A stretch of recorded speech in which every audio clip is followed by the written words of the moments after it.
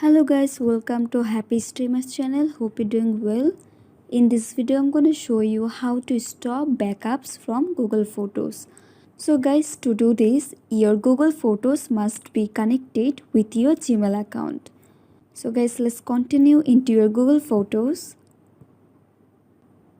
and then tap on the profile icon in the right side of the corner. Now just tap on backup and then tap on the three dots bar. Now tap on backup settings. And guys, you can see the backup option is on. Now you have to tap on it to make it off. And your backup is stopped now.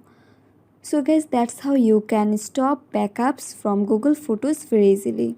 So guys, I hope this video was helpful to you. If it was, then please give a thumbs up and hit the subscribe button. And thanks for watching the video.